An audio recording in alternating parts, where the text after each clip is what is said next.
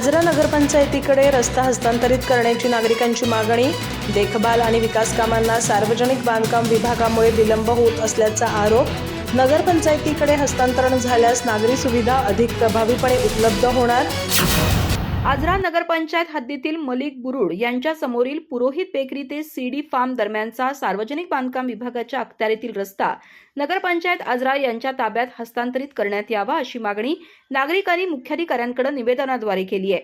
निवेदनात म्हटलंय की संबंधित रस्ता नगरपंचायत हद्दीत असूनही तो सार्वजनिक बांधकाम विभागाच्या अखत्यारीत असल्यानं रस्त्याची नियमित देखभाल, दुरुस्ती आणि विकास कामं वेळेत होत नाहीत. परिणामी परिसरातील नागरिकांना विविध अडचणींना सामोरं जावं लागतंय.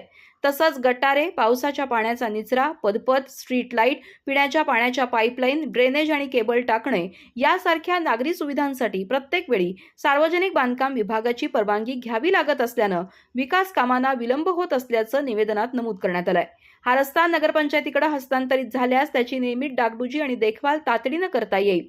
दर्गा गल्ली, वाणी गल्ली तसंच परिसरातील नागरिकांना आवश्यक नागरी सुविधा अधिक प्रभावीपणे उपलब्ध करून देता येतील. याशिवाय आमदार निधी, जिल्हा नियोजन समिती, राज्य शासन, नगरोत्थान आणि इतर विविध योजनांमधून विकासासाठी निधी मिळवणं सुलभ होईल. तसंच पाणीपुरवठा, गटारे, स्ट्रीट लाईट, भूमिगत सुविधा, वेगरोधक आणि पदपथाची कामं नियोजनबद्ध पद्धतीनं करता येऊन नागरिकांच्या तक्रारींचं त्वरित निराकरण होण्यास मदत होईल असंही निवेदनात नमूद करण्यात आलंय.